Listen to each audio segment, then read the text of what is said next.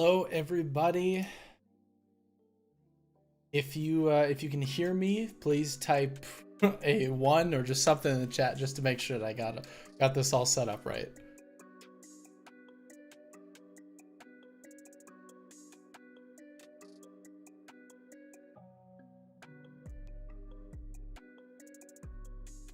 Awesome. Awesome. Well, guys, it is so great to be able to talk to you live. I mean, I'll be honest, I'm kind of nervous because I have not done this in a very long time.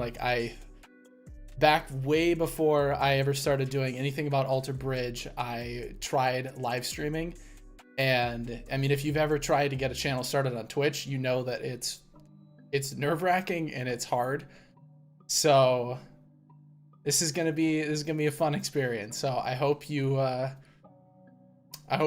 here to stay and can stick around for a while because we're gonna have a lot of stuff to talk about today. It's gonna be a lot of fun. I see in the chat a lot of people are already talking about pawns and kings. Don't worry, we will definitely get to that in a little bit. But I don't want to spoil too much for anybody, especially because I will have a full review coming out probably next week. I wanted to give the album a little bit of time to breathe, just so that way I wouldn't be bombarding everybody with my thoughts right off the bat. So I could let you develop your own opinions, and then we could meet up after the fact and then talk about them. So keep an eye out for a review. I'm shooting for next Thursday or Friday. So keep an eye out for a review around that time.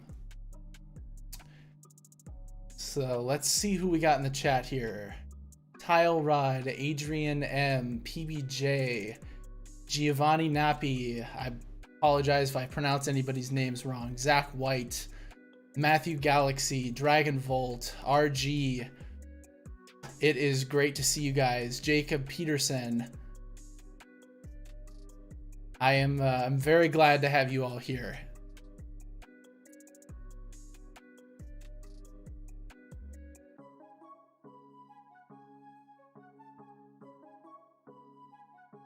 So something that I wanted to start off with today before we get into kind of like looking back on the whole project is talking about the 3 albums that I didn't talk about. So that would be 4 by Slash, Miles Kennedy and the Conspirators, Tremonti Sings Sinatra by Mark Tremonti, and then Hypoxia by Projected. PBJ says, you gonna do a tier list? Don't you worry, I've got one coming up in a little bit. But so first, I gotta make a quick switch here.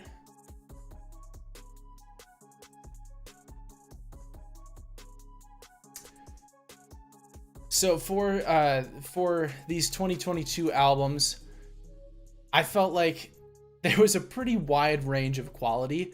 So as you can see, the first album, 4, it just doesn't stick out to me that much. Like, I don't think I've gone back to listen to it once since the album came out.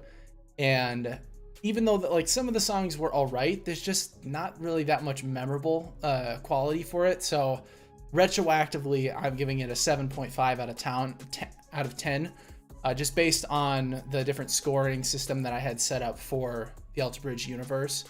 And then moving on to Tremonti Sings Sinatra, this album, it's a little bit different because it's not original music. Like this is all music that has been around for decades upon decades, and it's not Tremonti actually writing the songs, but it is him arranging them and performing them in his own manner. And even though he does sound strikingly similar to Sinatra himself, he actually created his own versions of these songs, and that's like, it made it a little bit harder to judge this one. But I decided to give it a 9.7 out of 10, because there's like, of any Sinatra covers that I've heard, this is probably the best one. The only thing is I have a couple little nitpicky things with like how he pronounces some stuff, but they're very minor gripes. So I gave it a 9.7. As you can see, I put an asterisk next to it mainly just to indicate that like it doesn't play by the same rules, because he didn't write the music, but he did help arrange the music. And then lastly, we had Hypoxia by Projected. This one, I really enjoyed it when I first listened to it, but I haven't actually gone back to Hypoxia very often since I listened to it. And I think part of that is because I was trying to listen to so much new music for the Alter Bridge universe, but at the same time, just a lot of those songs weren't strong enough to make me want to go back and listen to them, especially after I got hooked on Projected's first album, Human. So I ended up going with just a clean 8.0 out of 10 for this album. And like I said, this covers a pretty wide range, because some of these songs are really good, and some of these songs from these albums are pretty forgettable. So I feel like these scores do a decent job at summarizing my opinions on the albums. Let's take a look at the chat, see what some people think. Matthew Galaxy says, I actually listened very few of 4, maybe only a little bit more than of The River is Rising. Yeah, I mean, that was like the big single, and it definitely stuck out, but there wasn't really much else besides like those big singles that jumped out at me when I listened to that album. Right after 4 came out, there was a show in Minneapolis, and for Slash, and at the time I was thinking like, man, I don't have a whole lot of money, so I don't know if I want to go out and see them. All of the opening acts, I didn't recognize any of the names, and it was on the more expensive side for Alter Bridge or Alter Bridge related tickets.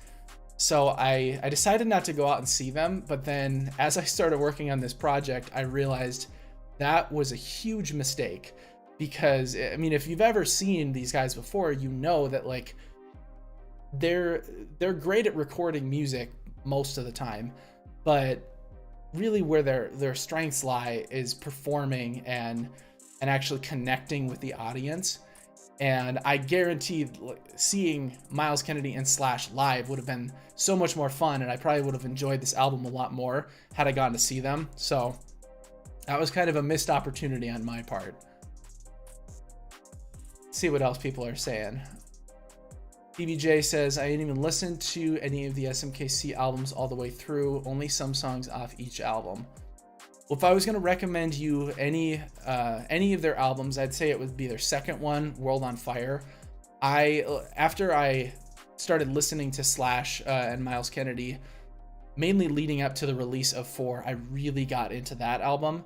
And I don't know what it is. I think they just have a really good balance of kind of the aggression and the creativity without going so over the top. Like they're pretty distinctly different than Alter Bridge in that album. I don't think any of their albums are that much like Alter Bridge, but I feel like that record really captures their sound, their best sound for me.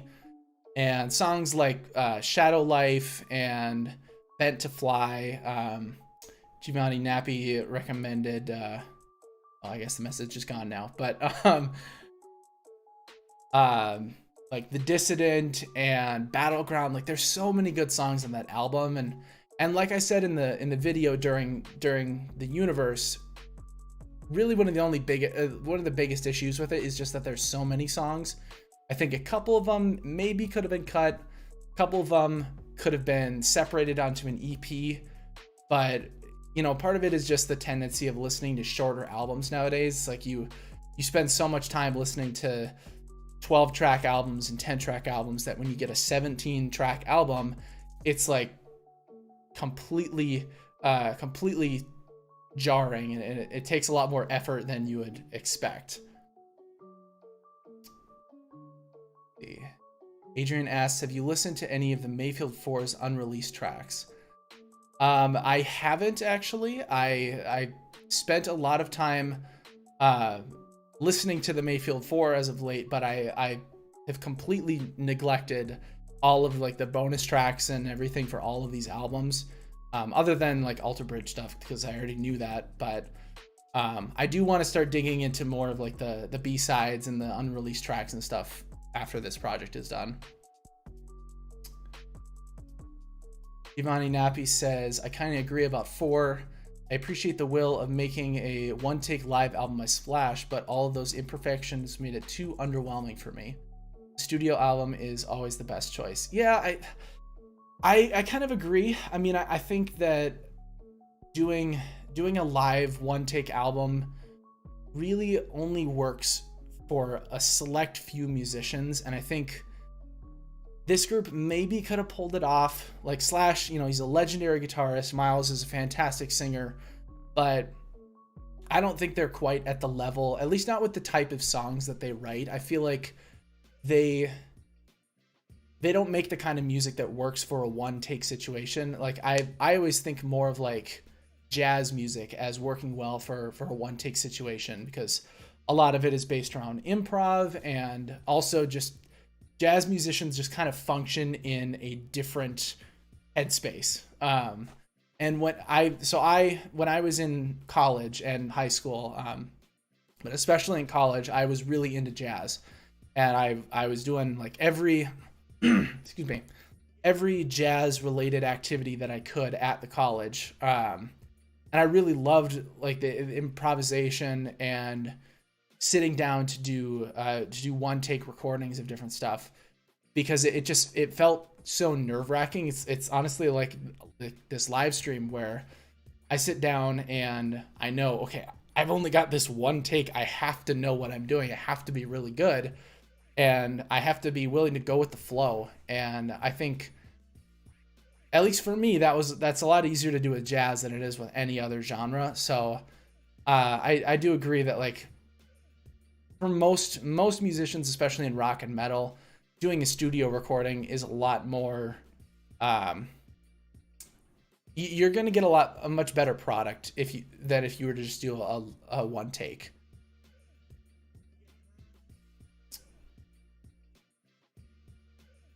Find some comments here.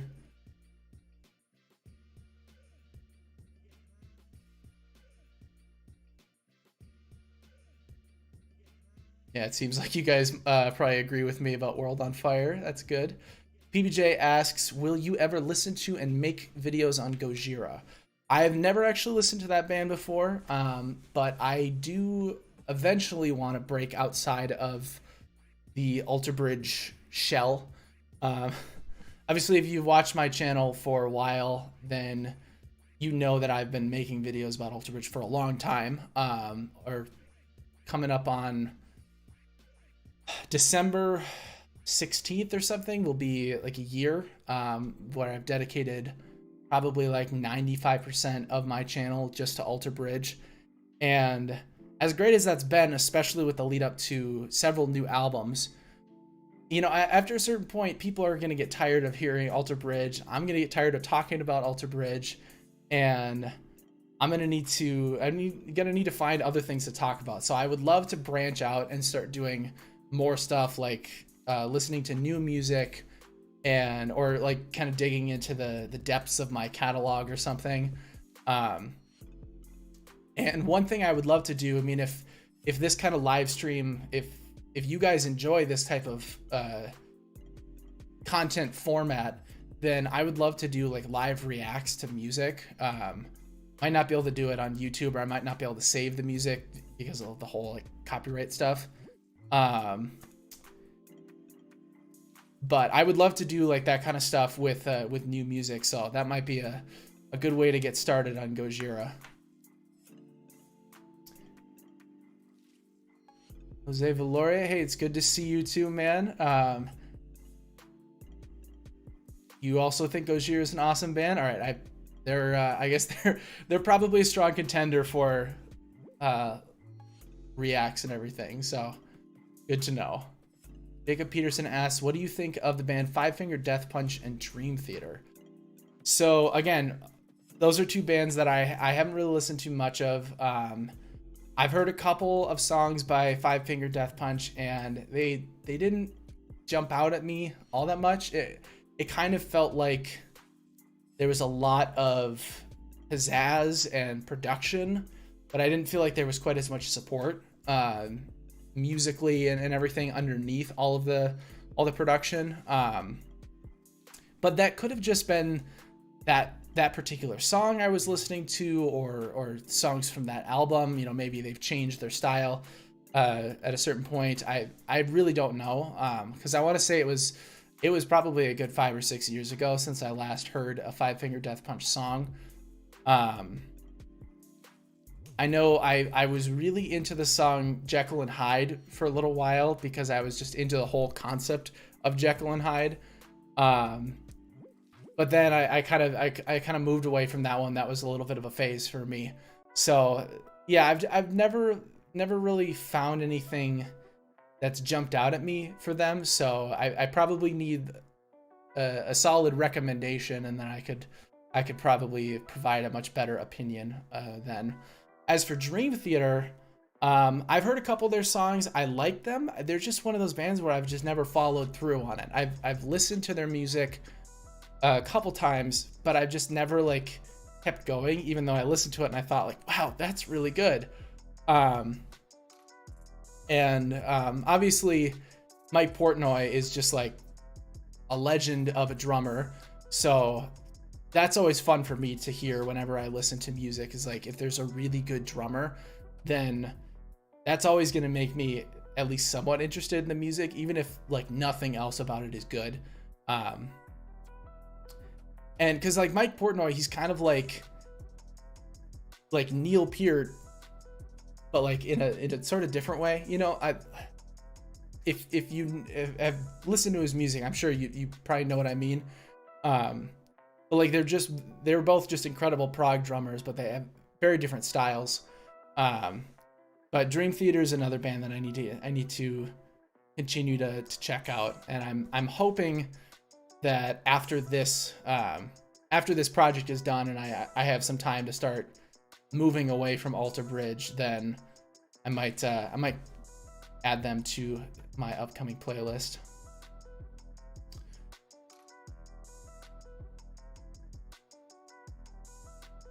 Adrian M says, ever since I heard Alter Bridge for the first time, I've been stuck in the Alter Bridge shell. I know, it's like you try and break out, you're trying to listen to something else, and then you just like, you know what?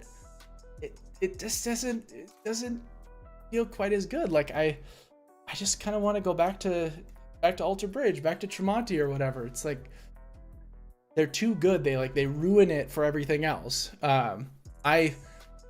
I don't know if you guys play video games at all, or what kind of video games you might be into, but I love the From Software series, like Dark Souls and Bloodborne and Sekiro and all those games. And Bloodborne was my first one, and I can't play Dark Souls as I can't get into it as much as I want to. I can't get into most other games as much as I want to, because I love Bloodborne so much, and it's just like all the other games feel so slow in comparison to Bloodborne. And the only one that's been able to compare is Sekiro, and that's because it's even faster than Bloodborne. So it's like I've just like been ruined from Software video games because one of them was so good, and now it's like that's the only one I want to play. But we'll circle back around to video games if you guys want, but we definitely got more music to talk about here. People are saying Gojira is a good band to listen to if I like drums, so that is good to hear. I've listened to a couple songs by Blackstone Cherry, but haven't really continued to listen to them besides just those few songs. I honestly don't even know if I can name the songs off the top of my head, but I don't think I hated it when I listened to it, so I probably would be interested in checking them out again. Okay, let's keep going with my. I put a lot of time into this presentation, so I want to show it off. So let's keep moving ahead. So I compiled some awards that I wanted to showcase for the different albums of the Alter Bridge universe. And I mean, none of this is like technically new information because it's just based on the scores, but the highest score that I awarded was to All I Was by Tremonti. I gave it a perfect 10 out of 10. For me, out of all of the albums in this entire series, this is the only one that I genuinely have nothing bad to say about. Like I thought about it when I was working on the script, like, you know, if I could nitpick even the smallest thing, it probably wouldn't be eligible for a perfect score, because then it's not perfect if I can't nitpick it.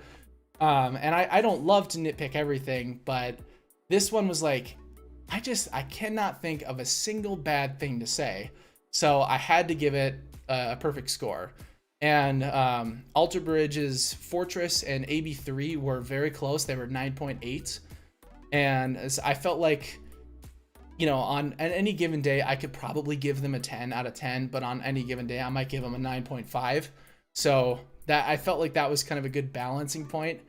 And let's be honest, if I gave an album a 9.9 out of 10, everybody would just be mad at that, because it's like, well, if you gave it a 9.9, why didn't you just give it a 10 out of 10? So that's why there are no albums in this series that I ranked as a 9.9, because otherwise it's just like, it's frustrating because it's so close. On the opposite side of the spectrum, the worst album for me was Citizen Swing, or Cure Me With a Groove by Citizen Swing. I rated that as a 5.2 out of 10, which if you looked at my scoring chart that I had linked below all of the videos, a 5.0 was like the benchmark for what I would consider to be tolerable. Anything below a 5, like, I genuinely cannot listen to it. And so no album in this entire series hit that mark for me, which, thank God. But this one, man, it's close, and it's mainly just because I really don't like hearing Miles as an R&B singer. And I'm particularly not a fan of this style of R&B and soul. So it's like that I'm already predisposed to dislike this album because it's just not my kind of music. But then taking a singer that I really love and putting him in a context that I don't like, you know, for some people that might make this album the one R&B or soul album that they can listen to. But for me, it just kind of does the opposite. It's like, I don't feel like I can take him seriously. Of course, this was only the second album in the entire Alter Bridge universe that came out. I don't remember how old Miles was when he was on this, but, you know, he was young.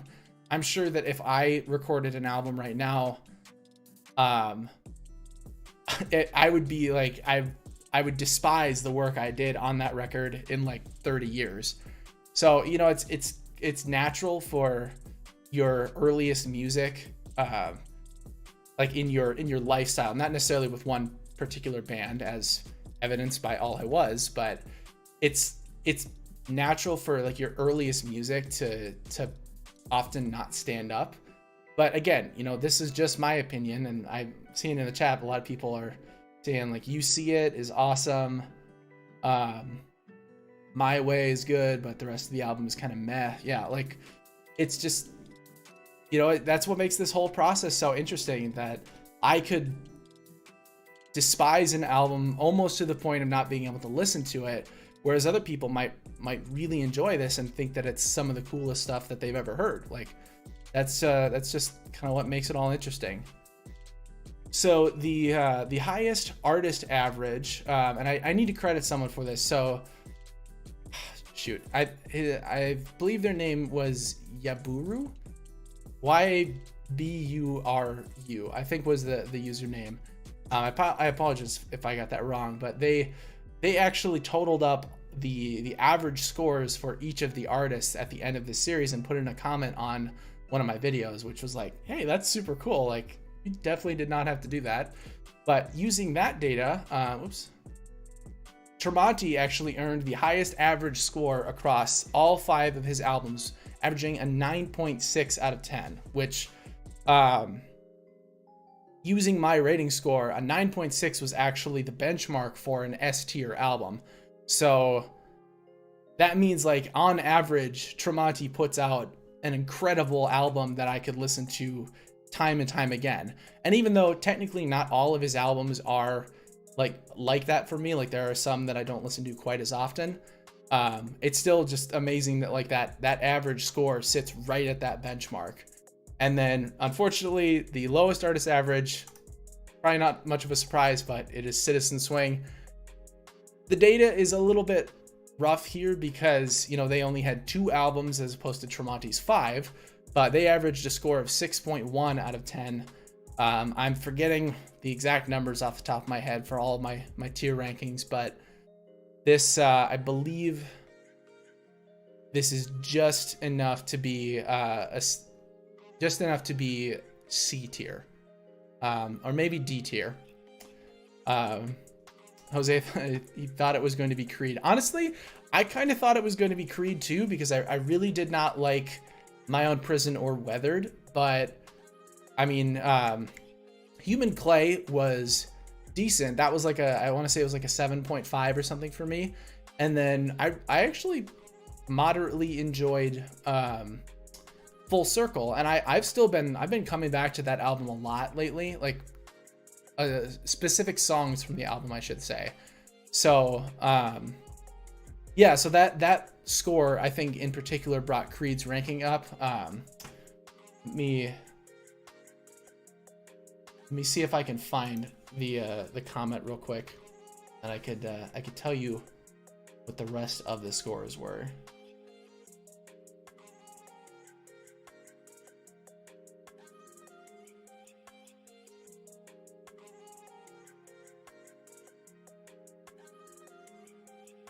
Okay, so Cosmic Dust had 1 album.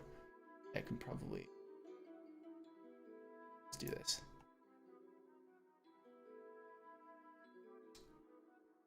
So Cosmic Dust had 1 album and they had a 6.4 because that was the album score. Citizen Swing had a 6.1 across 2 albums.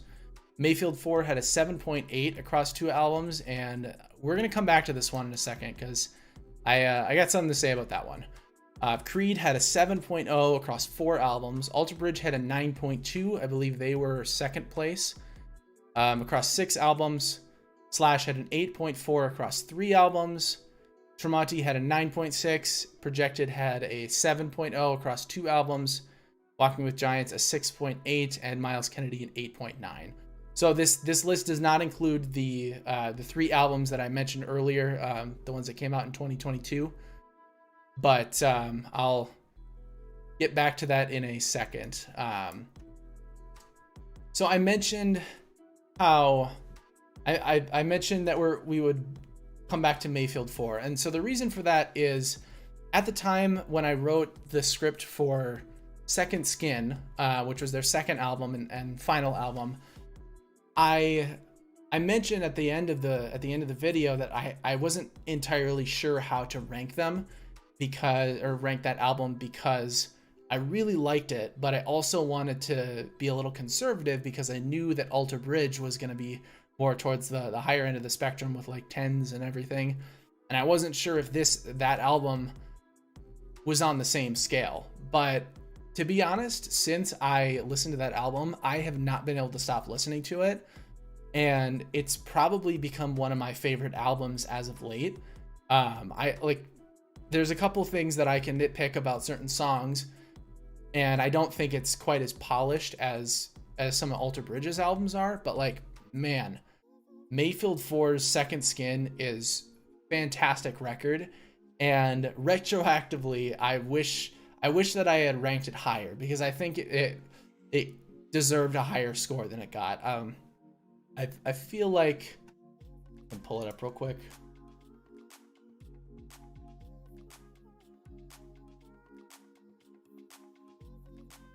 So I rated it as an 8.2 out of 10.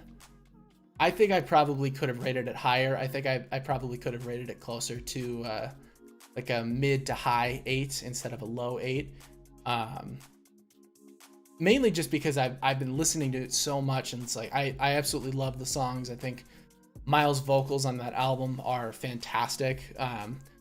Some of the instrumentals are a little basic, but given the time and kind of the genre that it falls into, like that album is highly underrated for its time period. And I've definitely, that's one where I'm like, man, I wish I had heard this so much sooner, because I would have been listening to it obsessively months ago if I had just sucked it up and listened to it for the first time. Adrian says, Mayfield 4 is weird. The first album is just kind of meh, but the second one is amazing. I genuinely don't understand how a band can grow so much between 2 albums. Exactly. That is exactly how I felt. Like I knew that the Mayfield 4 was kind of like an interesting little section in this series, and I wasn't amazed by that first album, but then I got to the second one. It's like, damn, okay, this is the Miles that I really enjoy. And earlier today, like even just earlier today in the car home from work, I was listening to that album, and I love singing along to those songs. Like, you don't hear that kind of vocal style and that lyrical approach from Miles as much anymore. Like, he's just a lot more personal and emotional, and you can tell that he's working through a lot of like heartbreak kind of stuff, which makes sense considering he was younger. But like, I don't know, that kind of stuff is just like, it's just really hitting strong right now. Like, and it's not like I'm going through any kind of heartbreak or anything like that, so I don't relate to those songs from that perspective. It's just that the songs are that good that I'm like, even though I'm in a very healthy, happy relationship, those like Second Skin's songs about like heartbreak and loss and stuff like that, it's just like, man, it hits. good stuff. That's one album, like, if I had to pick an album from this entire series that I felt like was not well enough known by most people, I would say it's probably that one. Like, All I Was, it's great, but a lot of people know that it's a really good album. Not enough people know that Second Skin is good.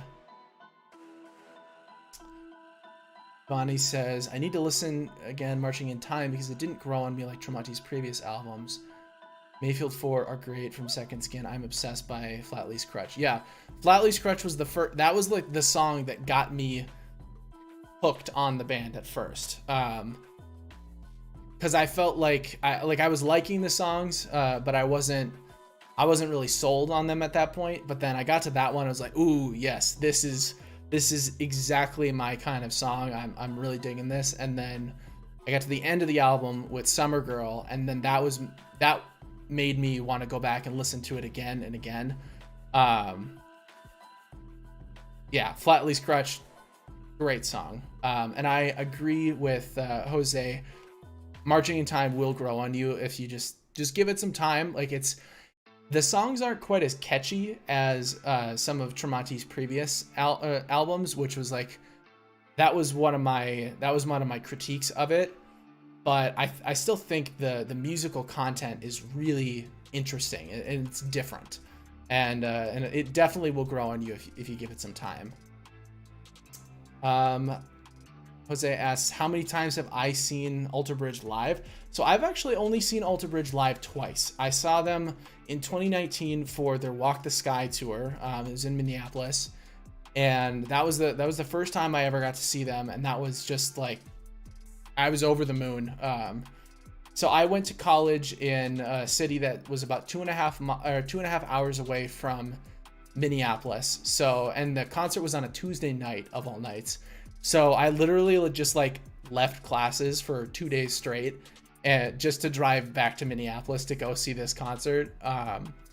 And it was fantastic. I was over the moon. I missed out on an opportunity to see Tremonti in 2018.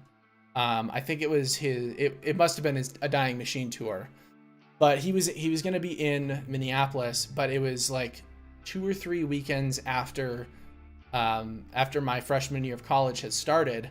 And I had always heard, like, you know, they tell you when you get to college, like, don't go home for the first couple weeks because you don't want to be that kind of person who like goes home every single week and doesn't make any friends and whatever.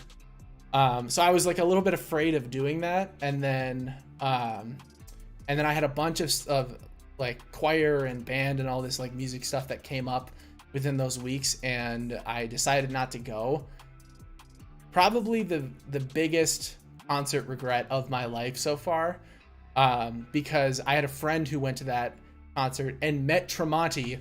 So like literally it could have been my first time ever seeing anybody from this universe, and I could have met Mark Tremonti at said concert and I didn't go. It's just like, you gotta be kidding me.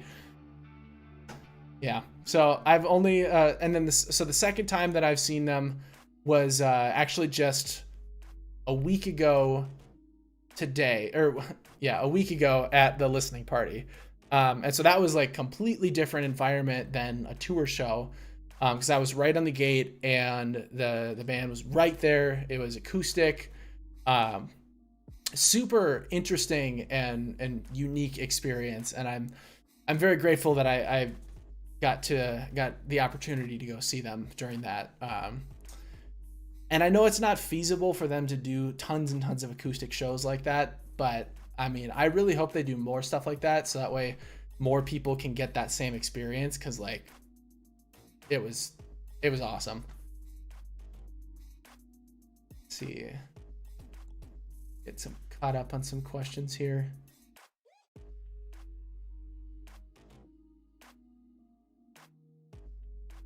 Matthew asks, hey Justin, what songs from Walk the Sky and Pawns and Kings you think would sound fine with the Parallax Orchestra? That is a good question. I think Pay No Mind would sound kind of cool with the synth line being played in like being played on violin or something. I think that has the potential to sound really cool, but it also has the potential to be kind of messy. So that one, I think that would be an interesting one. I think Dying Light would be a great song to have an orchestra backing them. What other songs? Of course, I'm blanking on every Alter Bridge song that I've ever heard. I can name every single album that they've ever put out, but I can't name the songs on them. Sky.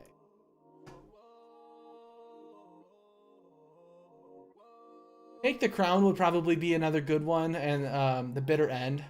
I think just with the fact that they incorporated synth lines into so many of the songs, I think a lot of them would actually work with an orchestra, because they have that, like, they kind of have some of those parts already made. But what was so interesting about the Parallax Orchestra show is that they didn't just recreate the instrumental parts from the songs and put them on string instruments and orchestral instruments and everything. Like, they actually made new parts and arranged original music to accompany the songs.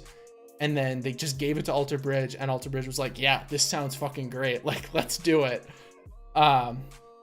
So it's kind of tough, because it's like some of these songs, I don't know for sure how much room there is for more parts. So I don't know if they would be able to do it exactly the same as they did with the Parallax Orchestra, but I think they'd be pretty interesting.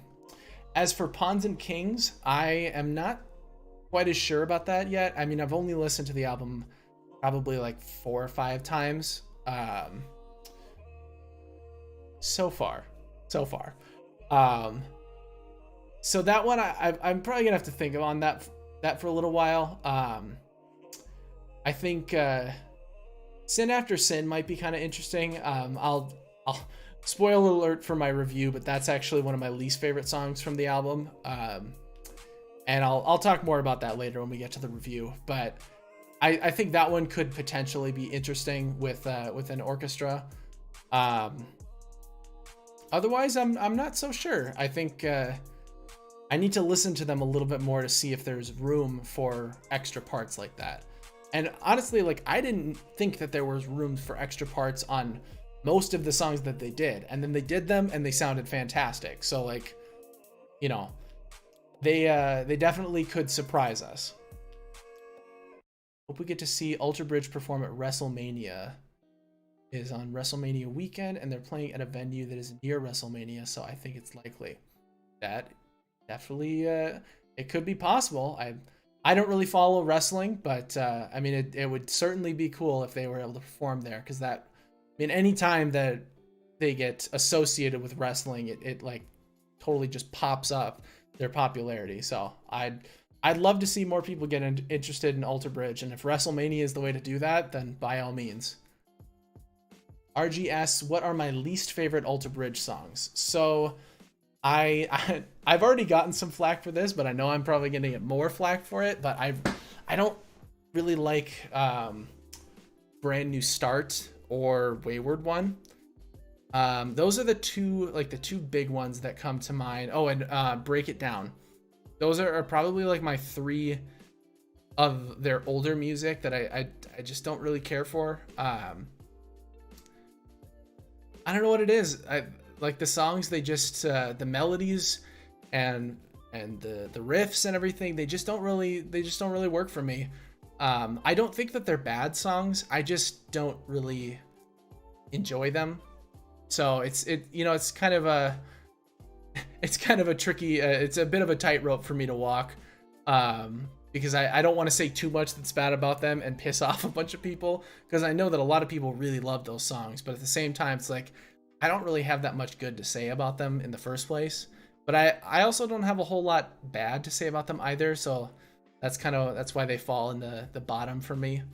And like I mentioned, Sin After Sin, I mean, that's also near the bottom for me. Like that one. When I heard it when it first came out as a single, I was kind of disappointed in that one and had me a little bit worried for the album, but overall I think we're okay.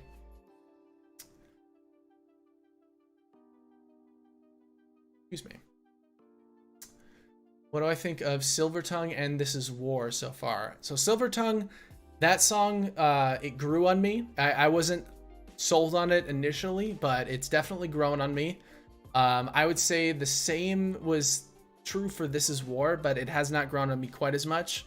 Also, because I haven't lived with it for quite as often or quite as long as Silvertongue. But I like them both a lot. I'd say Silvertongue is probably up there for like one of my favorite songs from the new album.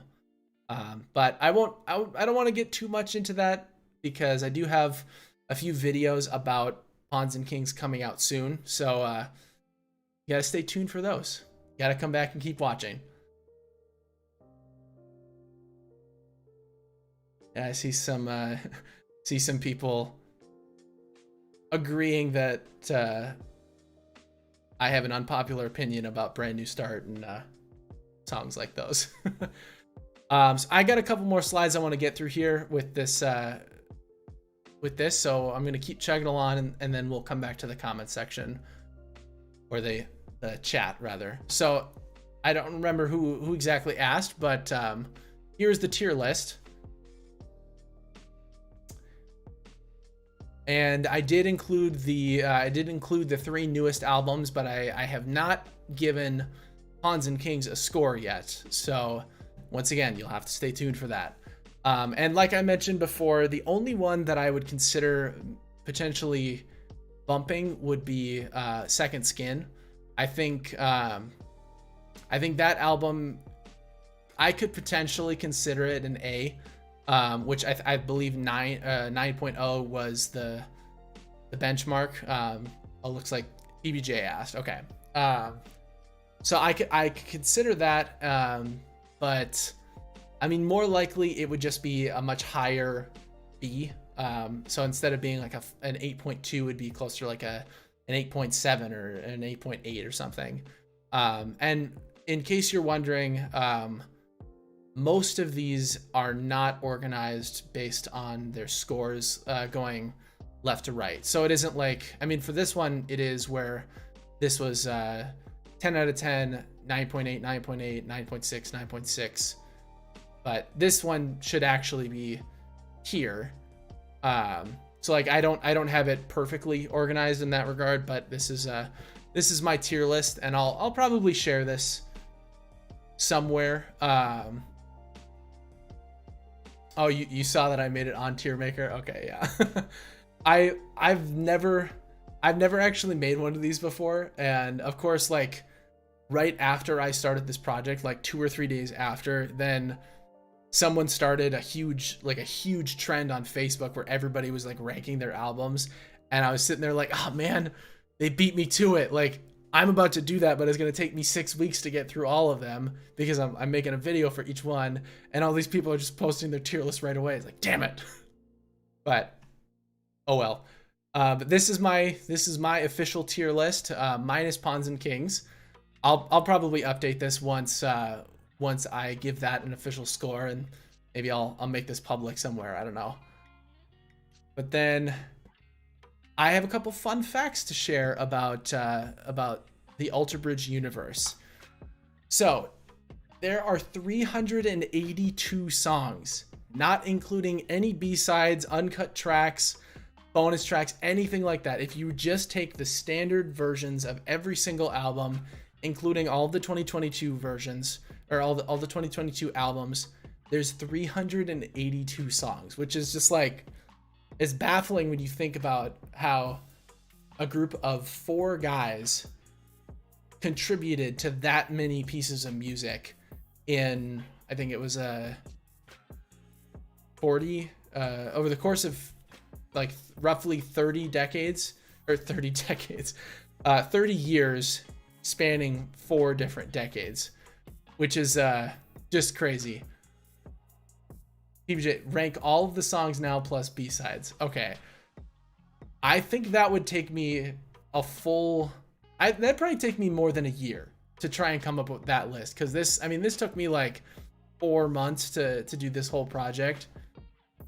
So ranking every single song would take me, I don't even know if I could do it. That's just like, it's massive. I could maybe rank all of the songs like isolated to each artist, like all of the Alter Bridge songs or all the Tremonti songs or something like that. But even that is quite an endeavor. And if you wanted to listen to every single song, all of these records, all 32 of them back to back, it would take you 28 hours, 58 minutes, and 53 seconds. It would literally take more than a day straight of just letting the music play. If you're wondering, no, I have not actually made a playlist with every single album. It's technically not possible because Citizen Swing's music is not on Spotify. But I mean, you could probably do this with YouTube. So if somebody is feeling really ambitious and wants to make a almost 29-hour playlist of all of the Alter Bridge universe, I mean, that's how long it's going to be, in case you were wondering. Some more fun facts. So for all of the albums that have been published, the average album length was 54 minutes and 26 seconds, which I think is very interesting because like most musicians don't tend to release albums that long, and yet this is the average across all of this band's music. I mean, Alter Bridge, they tend to like, this tends to be their average just for their albums, but then like when you also factor in all the extra bands and all the side projects and stuff, it still manages to meet that mark. And I think that's because we have some outliers in the mix. Like we have really short albums from like Citizen Swing and Walking with Giants, but then we also have really long albums from Journey and Slash and Projected, so it kind of balances that range out. And the average album size, so in the number of songs, is 12 songs, which I think is, it makes perfect sense to me. Like 12 songs is just like, it's kind of just that like perfect length for an album. Obviously depending on the actual length of the songs and the quality and everything, but like 12 songs kind of, it fits, it makes sense. And it's the same thing. We had a bunch of outliers, where we have a 21 song album from Projected, and then we have a 7-song album from Journey. So there's a lot of outliers that kind of balance each other out. And the average album score that I gave was an 8.2 out of 10, earning solidly in the B tier, which again, I think that that makes perfect sense as an average. Like if we're considering, like if you were to look at all of those albums that I put in the B tier, especially around that range, like that makes sense as like the kind of the standard bar. It's like if Alter Bridge were to put out an album, or if any of these groups were to put out an album that I'd score as an 8.2, I'd consider it passable. Like I'd probably listen to it a little bit. Maybe I wouldn't listen to it a ton, but it'd be good enough to say like, all right, that works. But then you think about how many albums on the list were above that. So like 8.2 was like down here, and most of the albums were above that. So food for thought. Skip ahead a little bit.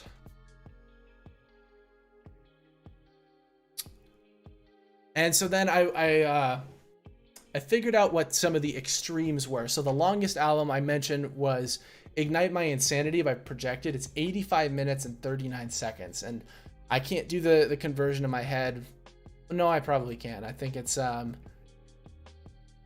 I don't know if that's right. I thought it might be an hour and 21 instead of an hour and 25, but it's really freaking long.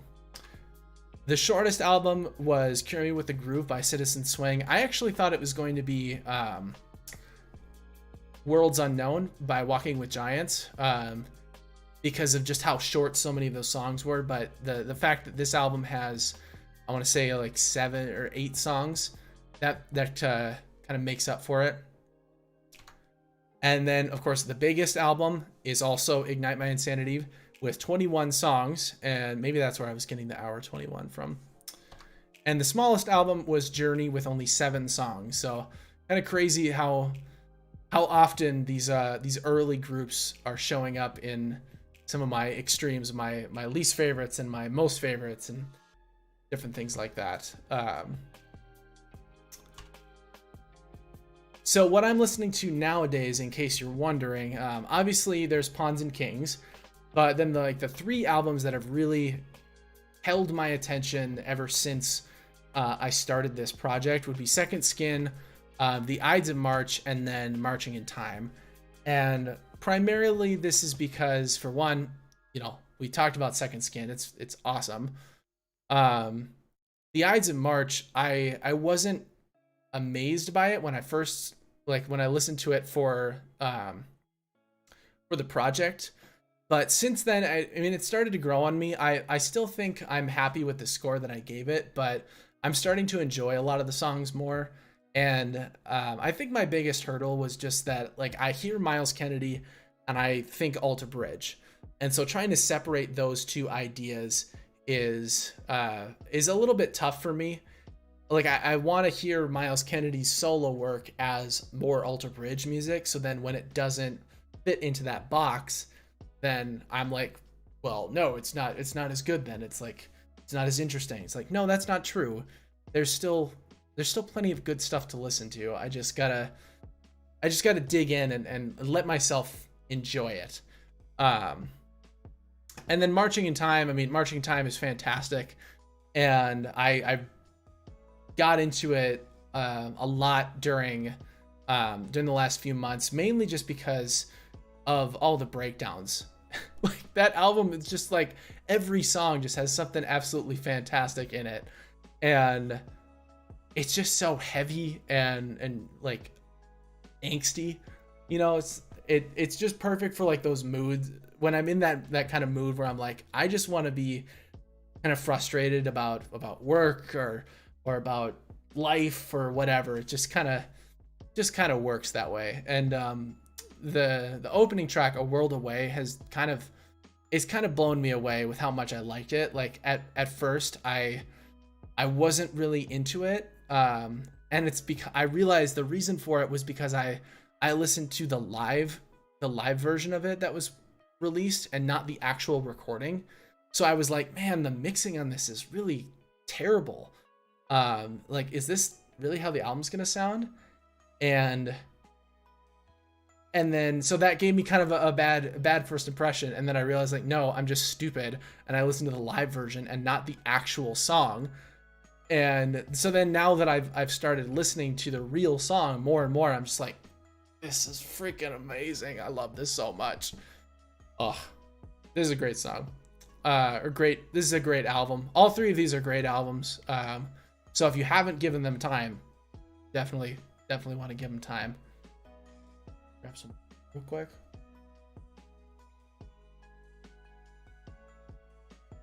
Adrian says, if you want to rank some B-sides, you should live stream some reactions. I mean, that's not a bad idea. Some people are talking about copyright. Like, yes, copyright would be an issue. And I know that, like, one of the challenges with what I like to do on YouTube is the whole copyright infringement deal. And frankly, I don't really know how some people get around the copyright. Like, I don't know if they get around it just because they're starting and stopping a song, and they qualify as like a reacts channel.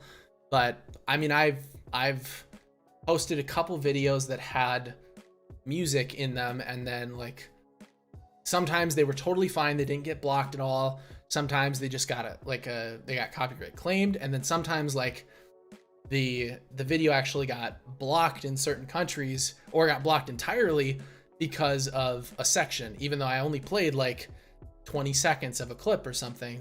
So I don't know how people can sit there and listen to a song for like a minute straight and then not have their video taken down. And I mean, maybe sometimes they're just taking a risk, and maybe that's why sometimes like reaction videos don't come out right away after the song comes out, because they're figuring out if they can actually have it work. But I have yet to figure that out. So if anybody finds out from another YouTuber who makes that kind of stuff work, then by all means. But for the time being, I'm trying to stay away from copyright just entirely on my channel, because someday I would love to monetize my channel, and I'd love to go back and monetize all these old videos that I have. And if I have copyrighted material, then that's potentially hundreds to thousands, if I'm being very optimistic, thousands of dollars that I would be sacrificing. So I'm trying to future-proof myself a little bit, but it does also it has pros and cons, you know.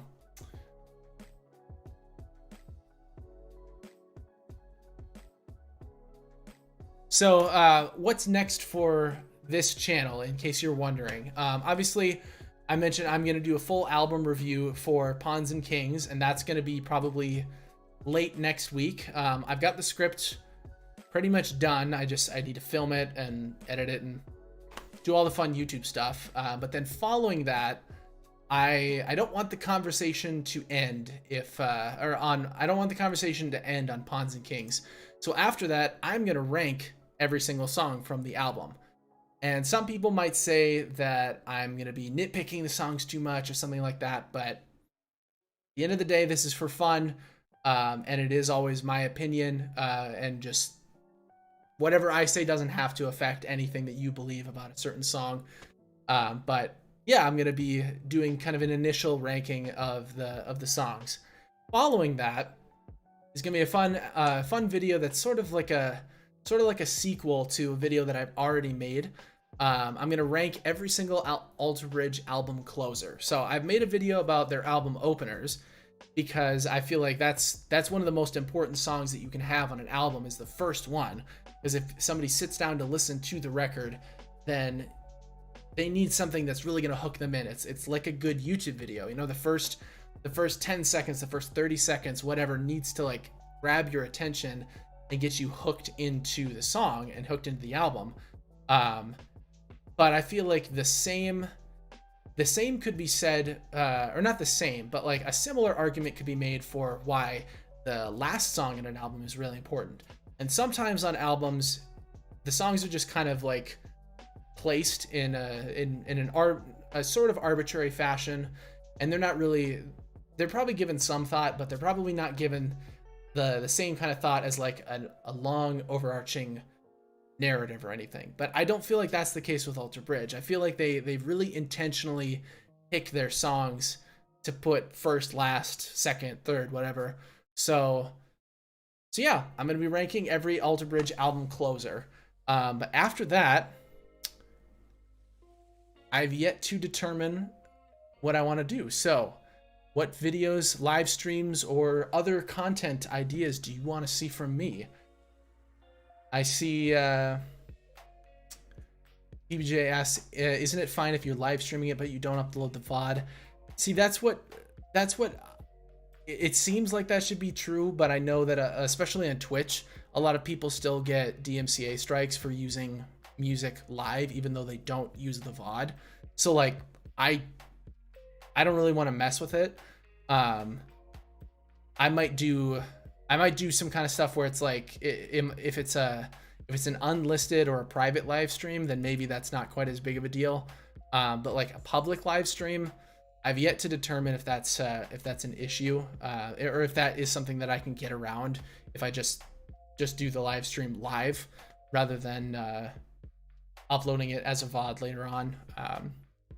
And in case you were wondering, the music that I have playing in the background, hopefully you can hear it, is all Stream Beats music by Harris Heller. He is a YouTuber and a streamer, and he produced, well, he's currently producing like over 1,000 songs, like 2,000 songs or something, that are all just like completely free to use, no DMCA strikes, anything like that. So if you make YouTube videos and you need if you need free copyrighted music, look up Stream Beats by Harris Heller.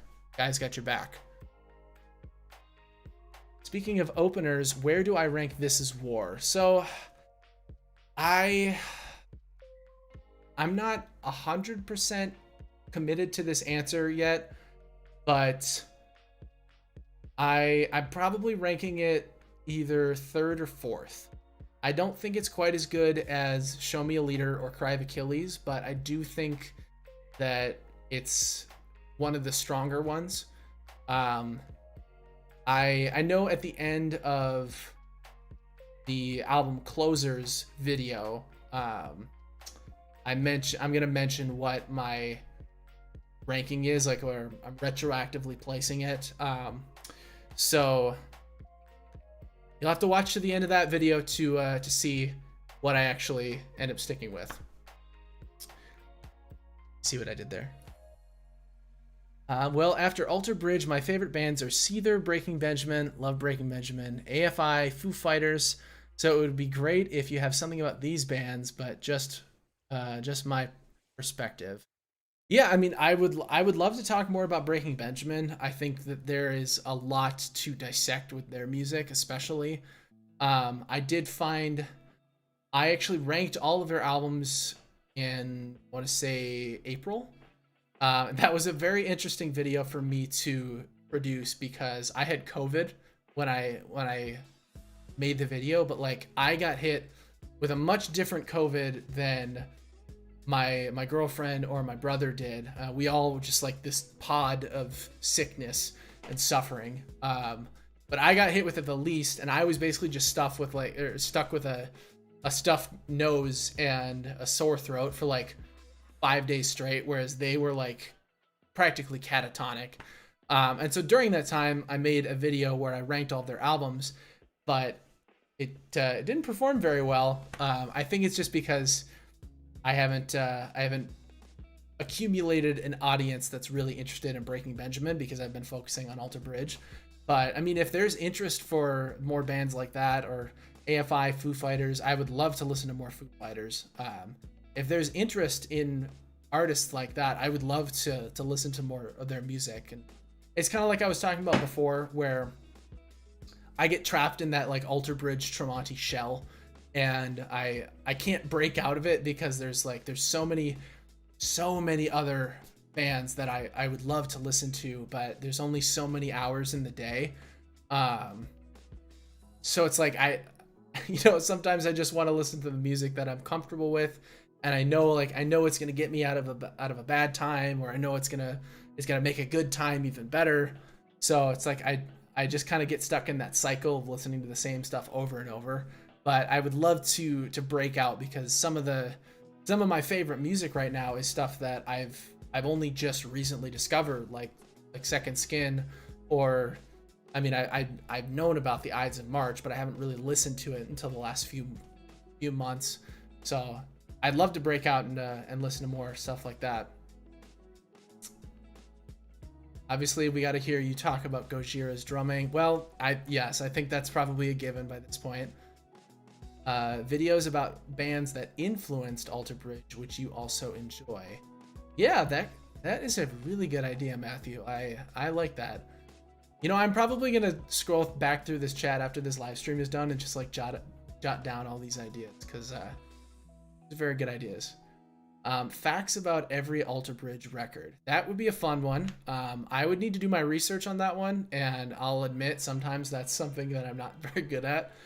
But yeah, I mean, I love learning about that stuff myself. It's just like I'm lazy when it comes to research. But that could be a fun video to make. I would really like to see you make more drum covers. Well, I'm very flattered that you would say that, Adrian. Yeah, so for those of you who may not know, I started as a drumming YouTuber instead of really just like an Alter Bridge YouTuber. But I started by making videos about drum set, because that was the only thing that I felt confident about making videos for. And I made videos for probably close to a year in that subject, and I mean that was kind of like my learning curve for YouTube, because I was completely fresh to the scene, never tried anything, and then after about 3 months, or like even 2 months, that's when like shorts really started popping off on YouTube. So then at the same time that I was trying to learn basic YouTube things like making videos, then I was like, well, what if I also try and live stream? What if I also try making shorts? And I made a short that like popped off. It got like 25,000 views in one day, and I was over the moon for about 15 minutes, and then I was bummed the next day because like it's not getting more views. So that whole period was a very important learning experience for me, and the drum covers that I did during that time were probably some of my favorite videos that I made. They're also some of the hardest, because I mean, as a musician, like the pressure that you put on yourself when you try and perform for others is like, it's like nothing else. And so whenever I would make those drum covers, like I really put a lot of pressure on myself to perform well and to make sure that all the camera angles were perfect and all this different stuff. And it was actually a drum cover that made me stop making YouTube videos for probably about 2 to 3 months. I had a little bit of a lull where I was just kind of going through a bad spot, and I stopped making videos because I was trying to record a drum cover of the song "Do What You Will" by Big Wreck. If you've never heard Big Wreck before, I highly recommend you check them out. They're on the softer side for rock, but I would say that they're like a kind of a chill,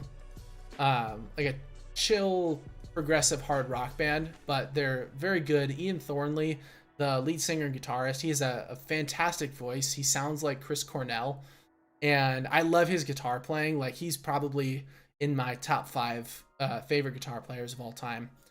And so I was recording a drum cover of the song "Do What You Will," and I did probably like 4 or 5, no, more than that. I did like 10 12 takes of it, and I just kept screwing up something, even though I can play that song in my sleep.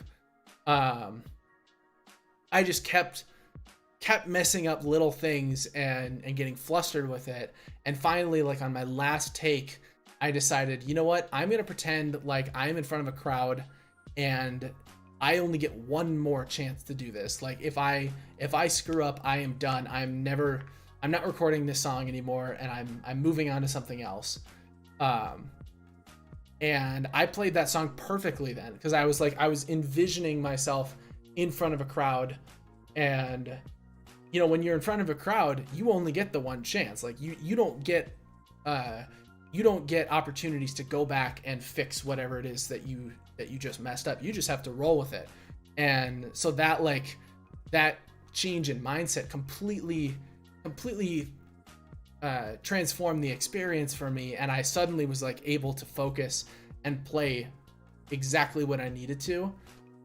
Lo and behold, when I got back to my computer to like combine the files and everything, my drum set, so I have an electric drum set, and I had the music piped in through the drum set, and then it was recording the MIDI onto an SD card on the kit. I thought that I had the drum set set up to only record the MIDI and not the audio that I was hearing, so like the song. It was actually the reverse. The drum set recorded the song and not me playing. So it was like literally I had no audio to use for this drum cover. I could have used the audio from the camera, but it sounded like shit because it was an electric drum set, and it just sounded like tapping on pads and did sound like a kid. So I just like that was the straw that broke the camel's back for me. And I had to take a step back for a while, and then I was just getting frustrated with like the whole process of YouTube and trying to do so many different things. And then I was like, you know what? I just need to make videos about something that I'm really interested in, and I don't really care if they do well or not. And then that's why I switched to talking about Alter Bridge, because I was like, I could talk about Alter Bridge for days, and I don't need anybody to tell me that this video was successful or not, because I just like talking about Alter Bridge. And that's where we are today. Fast forward like 9 months, and here we are on the eve of Pawns and Kings with a awesome community of folks who are hanging out with me in a live stream rather than listening to the album. It's just it's been an awesome journey, and I really am grateful for all of your guys' support and for you hanging out with me here tonight, because you definitely didn't need to do that. So I'm very grateful that you're here. I got a little sappy there at the end. But circling back around to your comment, Adrian, I would love to make more drum covers. I just know that right now, like, the focus of my channel isn't really surrounding that. But I would love to get back into doing that, and I think it would be really fun, especially like if I did some kind of a challenge where like I hear a song and then I have to try and play it once live, or I hear a song one time and then I have to play it live or something. I don't know. I could see something like that being a lot of fun.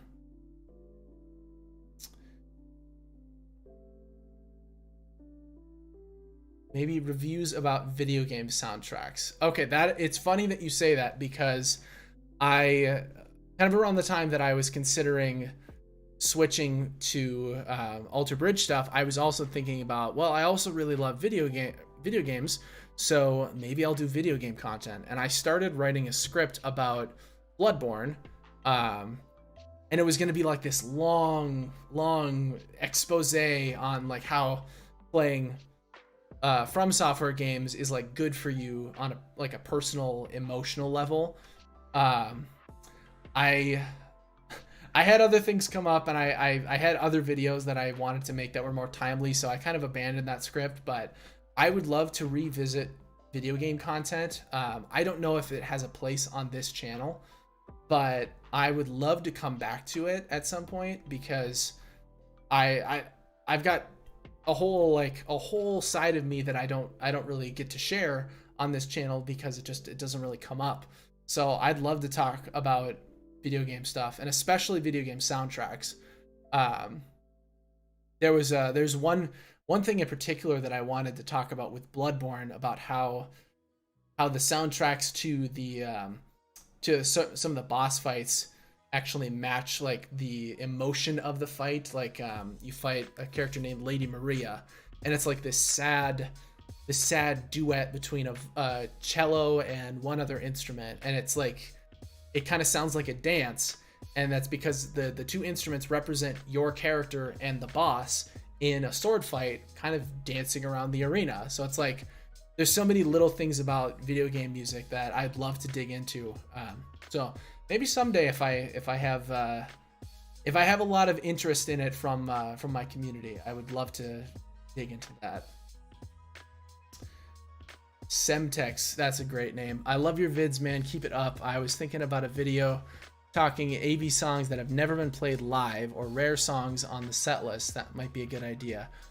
Well, first off, thank you. I'm very grateful for your support, and I agree. I think that would be a very cool idea. The only issue that I could foresee with it is figuring out which songs have never been played live. You know, like this band has played hundreds, if not thousands of shows by this point. So trying to figure out which songs they've never played might be a bit of a challenging task. And I can guarantee that I'll put hours and hours of work into researching that video, and then somebody will pop into the comments immediately and say like, no, actually they did play this song in Hamburg on 2009 in this day, and like I was there, I paid for this seat, and they have the ticket to prove it. And I'm like, shit. But yeah, I mean, I think it's a great idea to talk about some of those things, like, and especially like why they haven't been played live. Maybe it's because the band doesn't like playing them. Maybe they just like they're too technically challenging to make work live, or maybe they just don't really work in a set list, like in a live setting. Like maybe they kill the vibe too much. I don't know, but there's a lot of stuff that we could definitely dig into with a video like that. I would probably need to do some research first, and I might have to crowdsource some of that. Have I listened to Stone Sour? I don't believe so. I think I've heard of the name before, but I don't think I've listened to any music. Very cool video, man. I enjoy your channel because your comments are genuine. Thanks. I love list/ranking videos. Keep up the great work, man. Awesome. Yeah, I mean, there's plenty more of that coming, but thank you. Maybe rank some of the songs Alter Bridge has covered. For example, Traveling Riverside Blues and Immigrant Song. That'd be kind of cool. I think that would be kind of fun to do something like that. I really want to. I mean, obviously, I think any of us would love to sit down and have a conversation with any of the band members, but like I really would love to ask them if there are any songs by their previous bands that they would want to revisit, or maybe they do revisit like just in their personal time. Like it'd be kind of cool to hear like an Alter Bridge version of a Mayfield 4 song, or to hear Miles sing a Creed song, just to kind of see like what they would do with it, or if they would just try and commit to recreating the song, or if they would actually want to make their own version of it. And it's like, since these guys have so much control over that music, like I don't think there would be much issue with covering those songs, because it's their songs.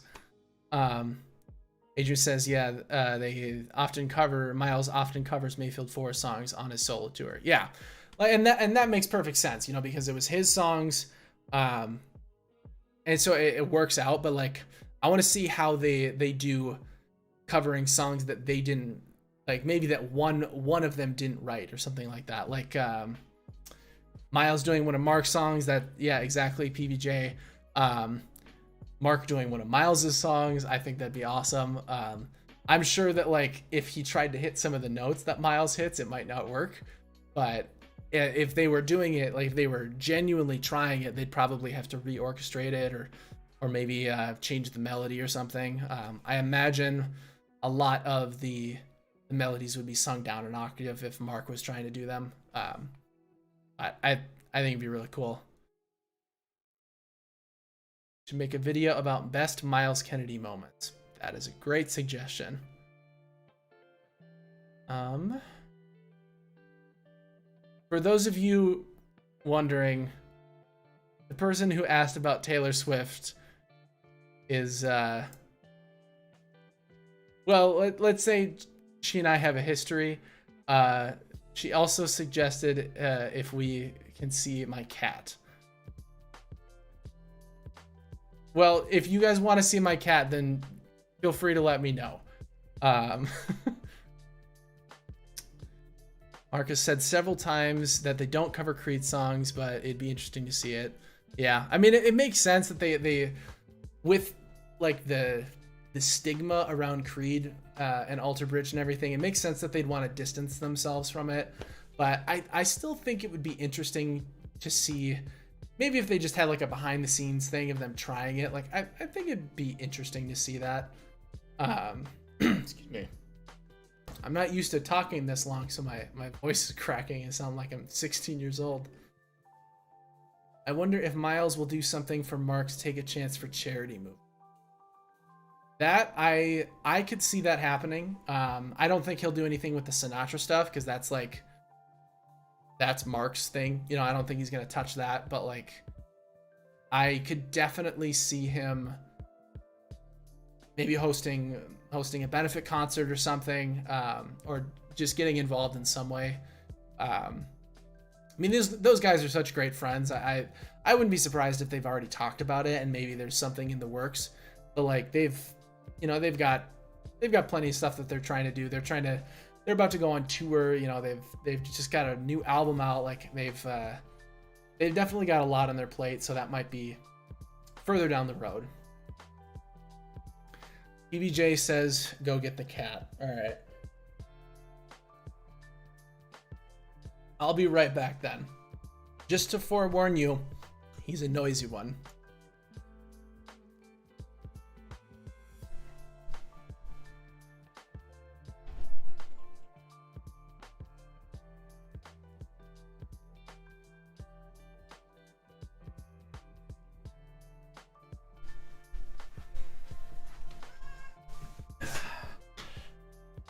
So this is my cat, or rather our cat. His name is Loki because he has green eyes, and he's a little shit. He's very noisy and very needy, but he's also very adorable. Yes, he's a very sweet cat. And I had to lock him out of the room because he does a lot of that. He does a lot of meowing. He woke us up at 6. Okay, yep. Buddy. Going down. And there he goes.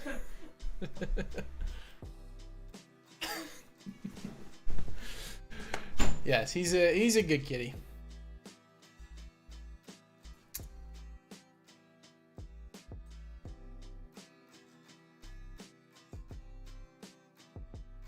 I don't know if he likes Alter Bridge. I haven't really tested it. But I imagine if I were to blast Alter Bridge at him, he'd probably run away. I have not figured that out for sure yet.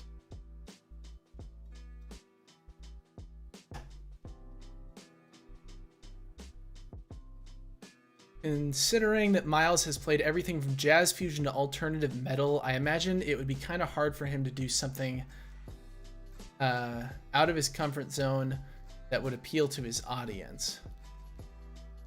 I can't really tell if you're being sarcastic or not, because I mean, I feel like he'd definitely be able to do something outside his comfort zone for his audience, but not necessarily always. Turns on pawns and kings and he'll become a tiger. A video about ranking Tremonti's B-sides would be great too. They're just too good to leave aside. Haha. Yes, I agree. That one is on my list to do eventually. I've just kind of obviously I haven't been able to get to it because I've had the Alter Bridge universe. But I mean, I do have to spoil it for you. I'm going to put Gone as the top B-side. I just fucking love that song so much.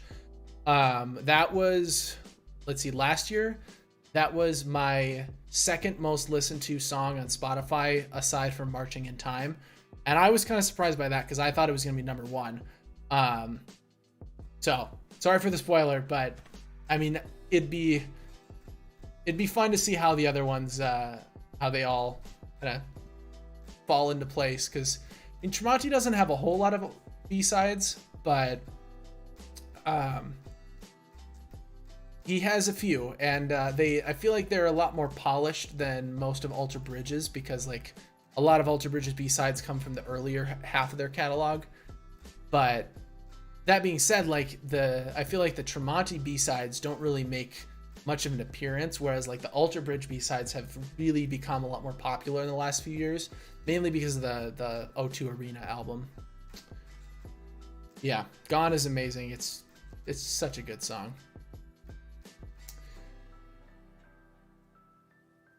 So, not quite done yet, but I will be wrapping up kind of soon.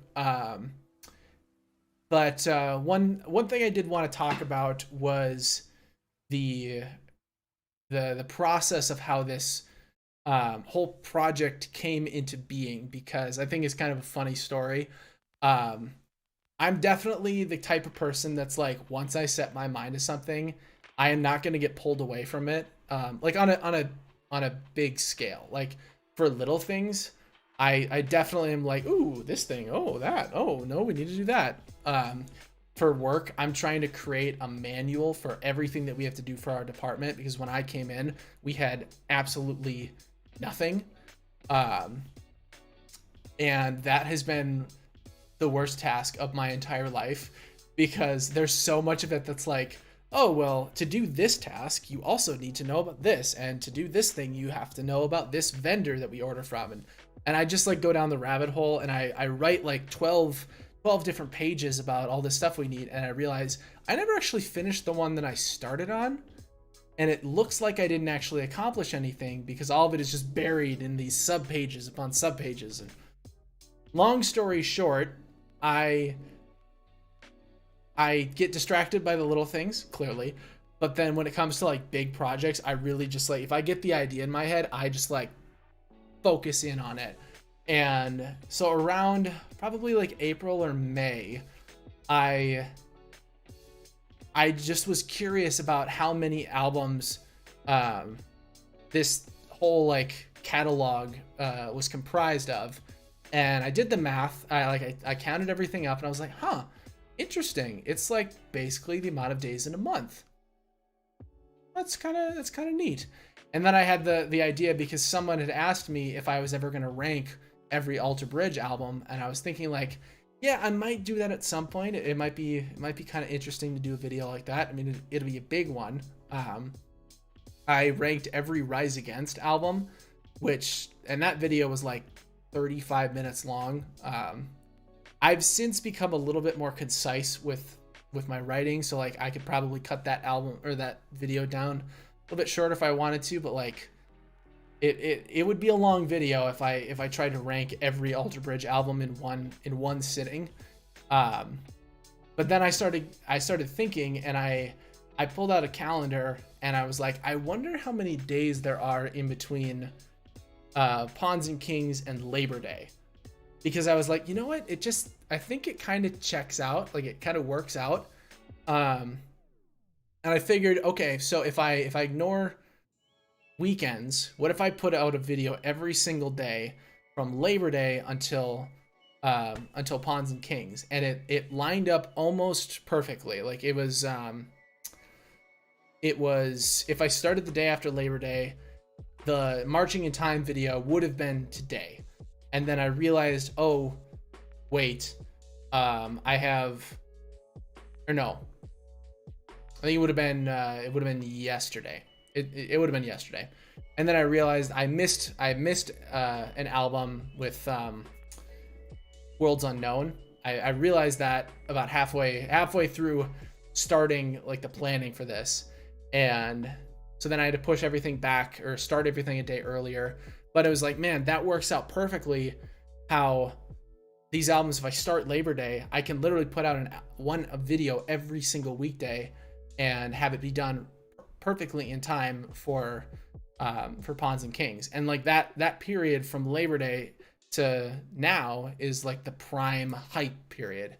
So I told my girlfriend about it, and I prefaced it with the idea that like I'm probably not gonna do this, but then she already knew that like as soon as I told her about it, I was wanting to do it. And so then I periodically started like convincing myself that I wanted to do this project, until suddenly I just decided like, all right, I'm doing this. I'm going to make 30 videos and put them all together. And then throughout June, July, and August, I started planning out all the videos and started kind of figuring out my process for writing, my process for filming, everything like that.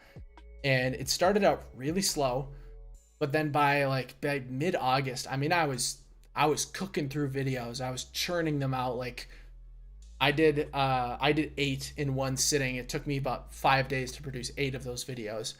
And that was like, whoa, I did not realize that I would be able to do that.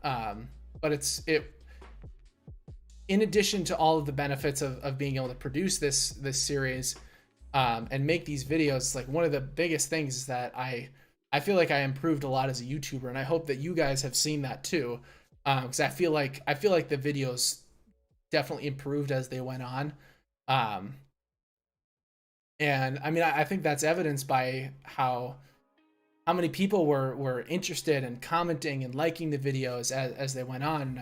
It's been awesome to see you guys like flocking to the videos every single day and watching them as soon as they come out. Like I was originally thinking when the series started, if I can get 100 views by the end of the first day, I'll consider that successful. I'll consider that a great video. And then by like 5 videos in, we were hitting 100 views by like 4 o'clock in the afternoon, and I had published the video at 9 in the morning. And then after another week, then I was hitting 200 views by the end of the day. And I was like, whoa, I didn't realize people would actually like watch these all right away. This is awesome. And then we started hitting 300 views in one day. And I was like, you guys are crazy. This is so cool. Like, and yeah, so just like being able to wake up every day and check the comments and see like 30 comments from you guys, all excited to talk about these albums and share what you love about them, what you don't love, and your favorite songs, your least favorite songs. It's just been so awesome to be able to see that, and to be able to share that experience with you of building the hype for Pawns and Kings and leading up to that.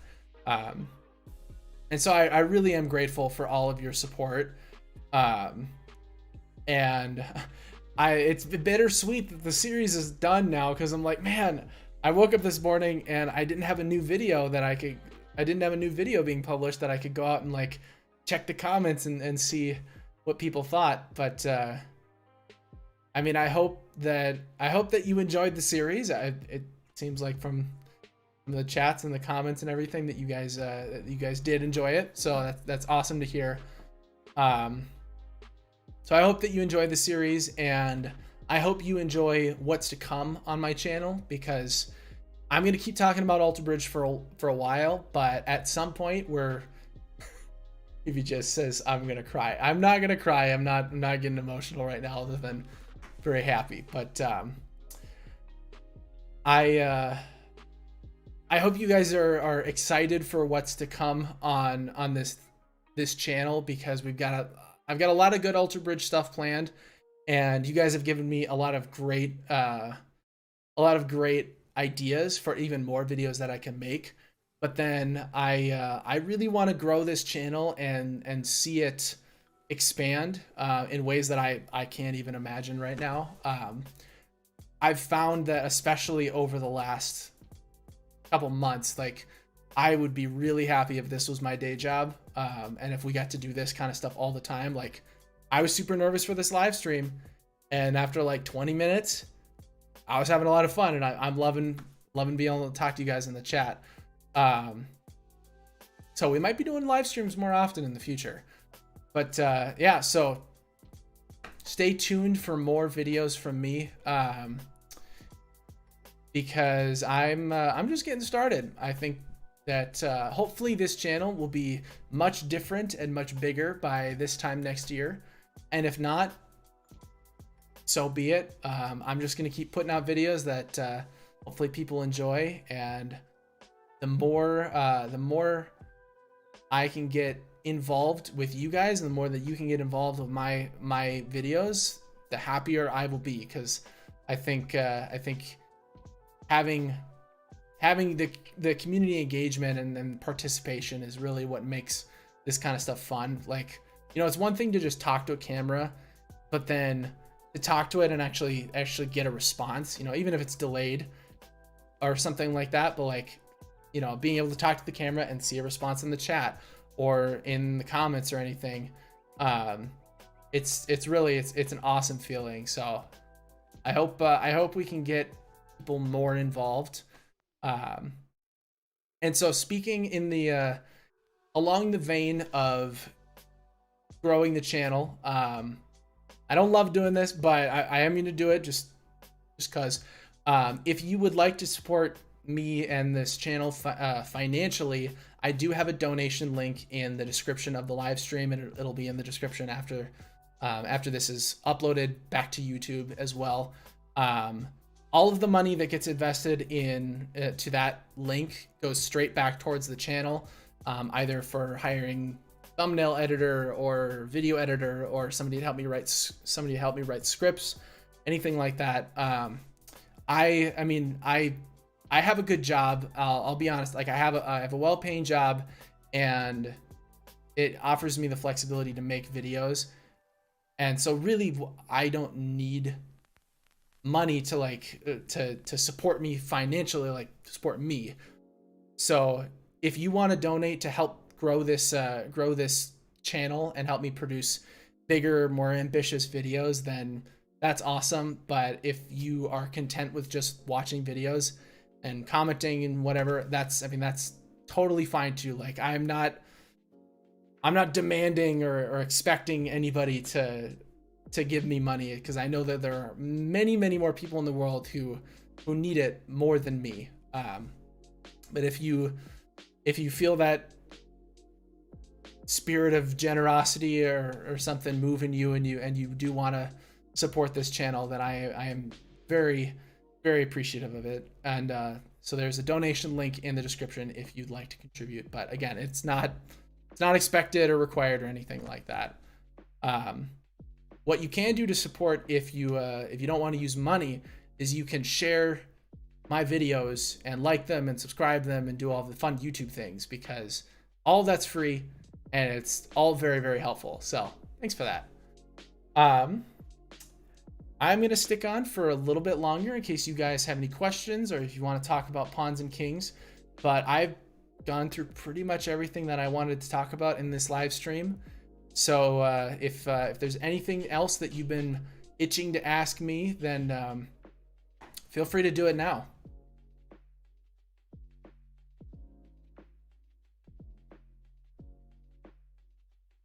And Elijah Varley, yes, I have heard the new album.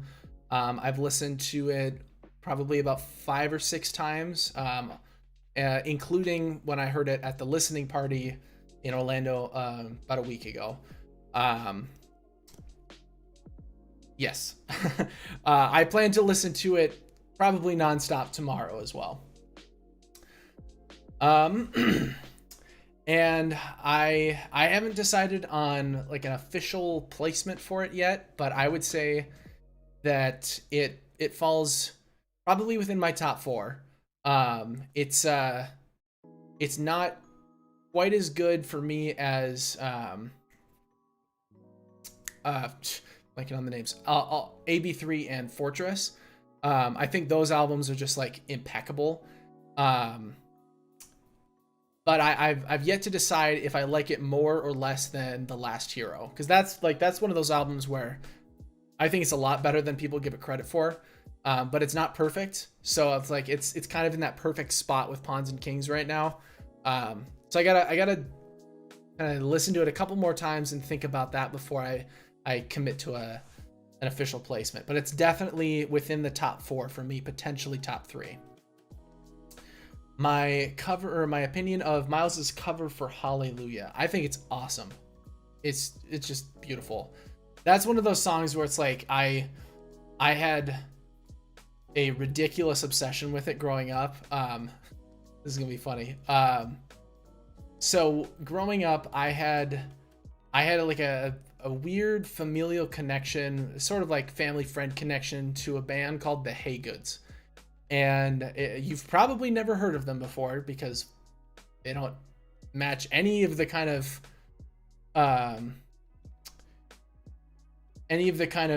music that we've been talking about for the last 2 hours. But the Hey Goods are like a country music family with like 7 dudes and 1 girl.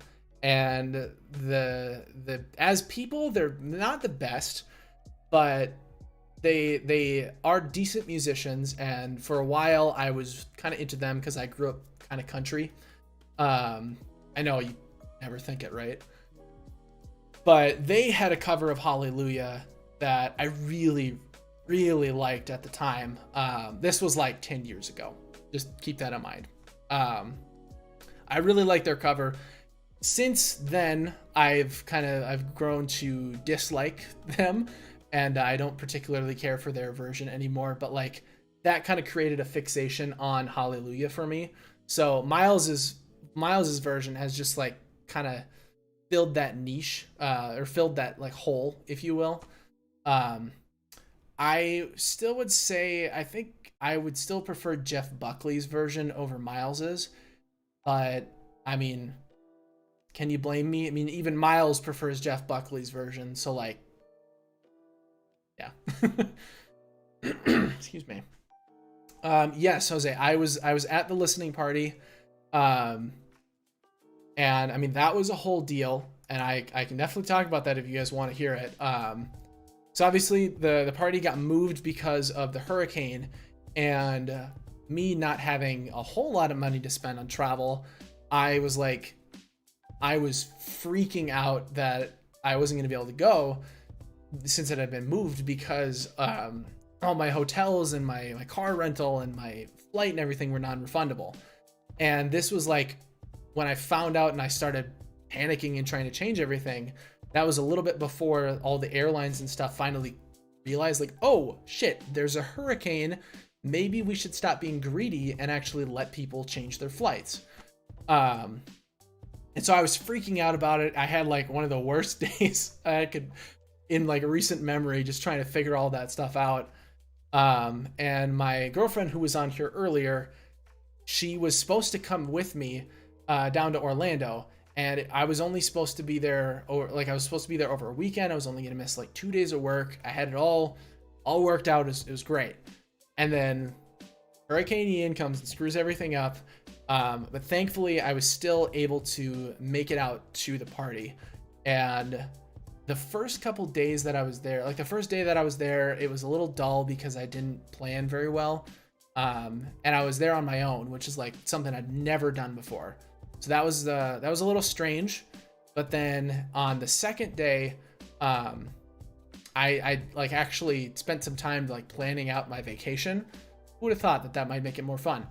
And in the evening, I met up with a bunch of people from the Army of 12 crew, gang, army, if you will.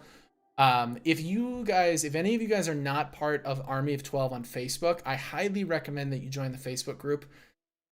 Basically, their unofficial motto is that if you've ever gone to an Alter Bridge or Tremonti or Miles Kennedy event alone, you never will again after you're part of the group. Like you will always have something in common with one of these people, that you like Alter Bridge, or you like Tremonti, or you like Sevendust or something. And so you always have something that you can talk about. And I mean, all those people that I met were just fantastic. I don't know if any of them are in the chat right now, because a lot of the people I met were from the UK, and it's like 3 a.m. or something there for them right now, probably. So they might not be on the live stream, but I mean, I met some awesome people in Orlando, and that, I mean, the actual experience of listening to the album was fantastic, but it was made infinitely better by getting to meet some new people who share my like obsession for Alter Bridge. Because I mean, let's be honest, the Midwest is not really a great location for liking Alter Bridge. Like, the only people that I really know who like it are my dad, and that's because he got me into the band. A friend that I no longer have from like a few years ago, but she was really into Alter Bridge and Tremonti. And then like my girlfriend and my brother and everything, but they only like Alter Bridge because I've forced them to listen to it, and I've kind of Stockholm syndrome them into liking the band. But otherwise, like, I don't really know anybody else who likes the kind of music that I do. So getting to meet these people at the concert, it was just fantastic. It was a great experience. And by the way, if any of you are not on the Alter Bridge Discord, I highly recommend you join. I mean, it's not like an official Discord or anything, but it is a fan-run Discord, and we have been having a great time chatting about the album and shit posting and doing all sorts of weird stuff. So if you are the type of person who enjoys being in Discord, I highly recommend that you hop on. I have a link to it in the description down below. So come join the party. It's a good time. As for the actual listening party, I realized I just rambled for like 10 minutes and I didn't actually talk about the party itself. Party was awesome. Like, leading up to it, it was rough because we couldn't bring in our phones. And so we were standing in line for like an hour and a half with like nothing to do. But once we actually got into the party, super great. They handed us posters. I brought it. I was prepared. They gave us these posters that are all signed by the band members. Unfortunately, mine got a little wrinkled in transit, but I think I've flattened it out enough. This is super awesome. I don't own very many signed things, so like, this is really exciting. But then right off the bat is when they did the meet and greet and the photo op. So I walked in and I was like probably like 30th in the line, and boom, right in front of me are the four dudes, and I've never had the chance to meet them before. And I mean, to say that I was starstruck is an understatement. Like, my brain just like could not process that they were actually right in front of me. Thankfully, when I actually walked up to talk to them, I was coherent enough to like say real words. But man, I thought I was gonna pass out. Like, my knees were like ready to buckle, and my heart was racing. It was over in like 15 seconds. It was super fast too. Like, I gave them all fist bumps. Brian commented on how tall I am, and for those of you, you've probably never seen me stand up, but I'm 6'4", and all these guys are like 5'10". So standing next to Brian, I'm like a freaking giant next to him. And so he comments about how tall I am. Snap the picture. I'm walking away, and my brain clicks enough for me to say back to them, like, you guys have been lifelong inspirations. And they seem to appreciate that. That was super fun.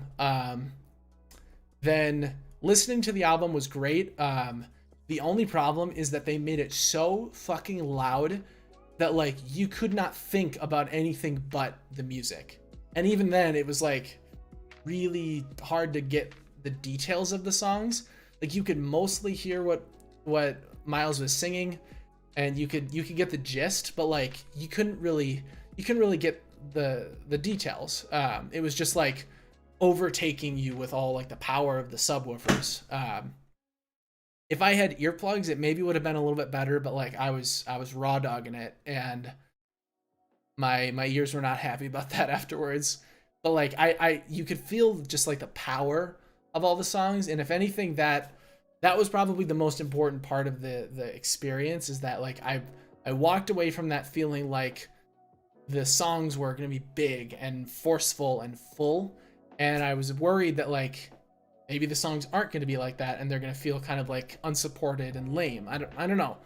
I'd also heard some people saying that the last listening party didn't have great audio.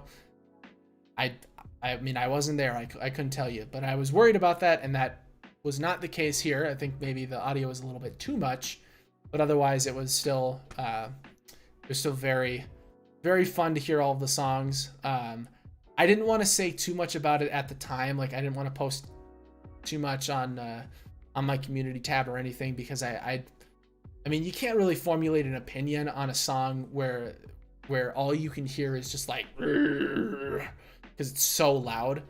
But I could tell that the album was good. I just wasn't sure, like, you know, which song am I gonna love more than Pawns and Kings, and is this song like actually good, or was it just cool because it was loud, you know, that kind of stuff.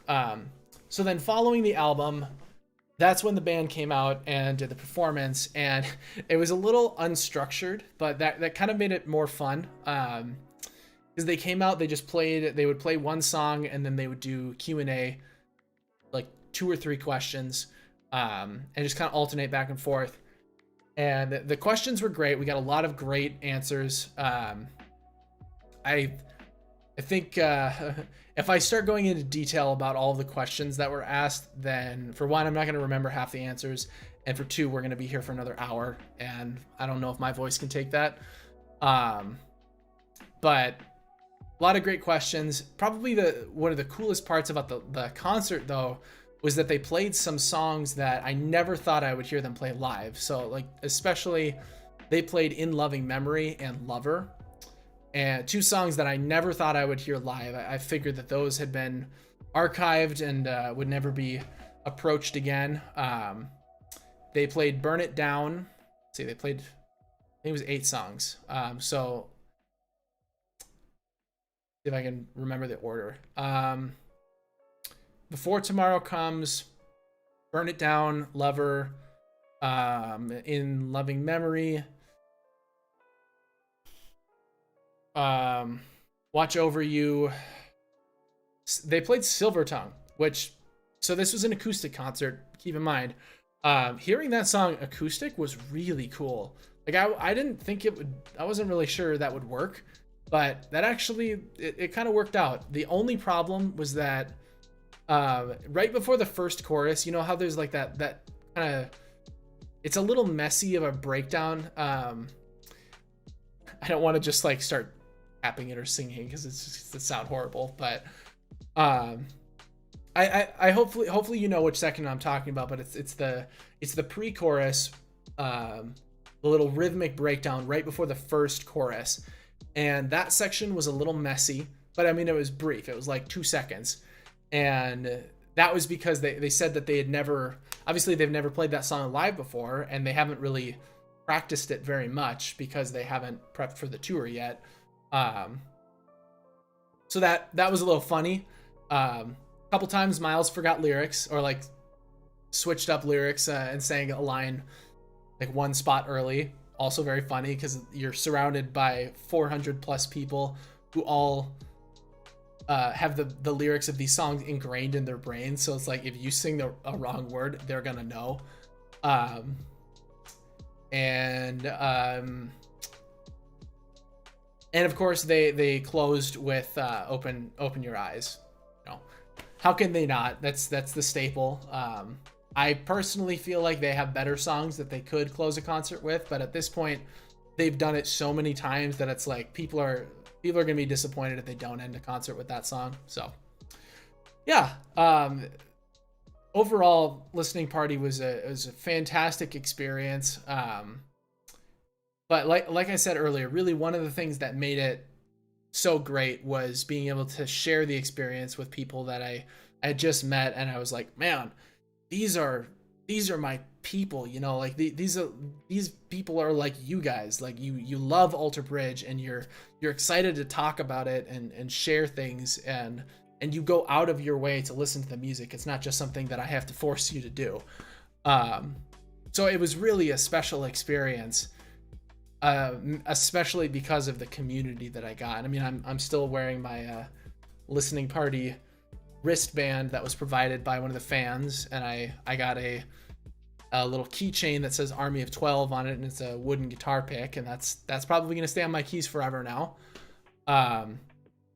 So yeah, if you haven't joined the Army of 12 Facebook group, I recommend you do that, and I also recommend you join the Ultra Bridge Discord, because the more community, the more, like, the bigger these communities can get, the better, right?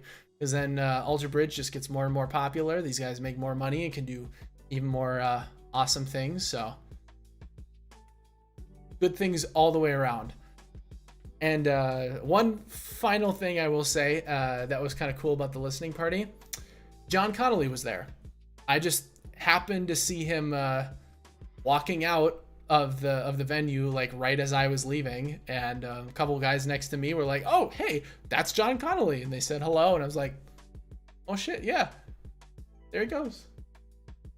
So yeah, weird things happen when you go to Florida for a night, or 4 nights.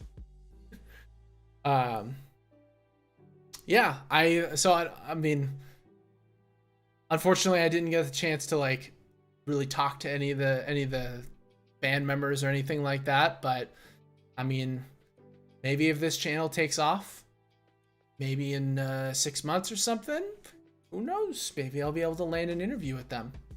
Be something really cool. I've got a lot of questions I would love to ask them. I mean, I feel like I could probably have a 6-hour long conversation with one of them and feel like I barely got my fill, but any fan could probably any fan probably feels the same way.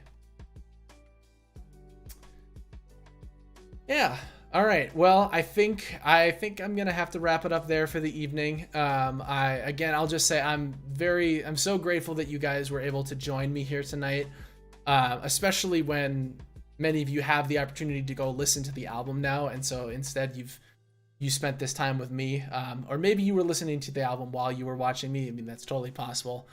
But either way, I'm very grateful for your support, and this was exactly what I was hoping for my first live stream, where I'd have a chance to talk to you guys and share some things and get some feedback from you, get some ideas from you.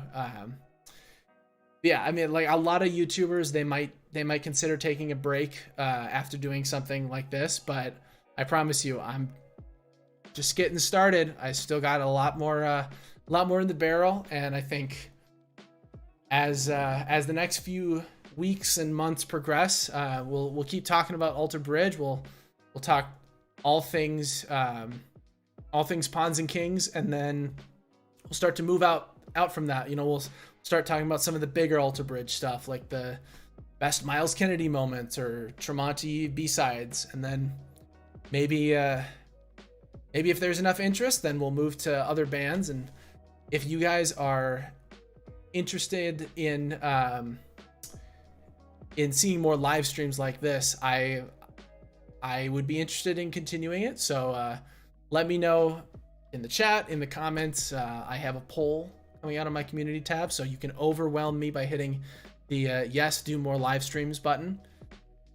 Yeah, in the meantime, go enjoy Pawns and Kings.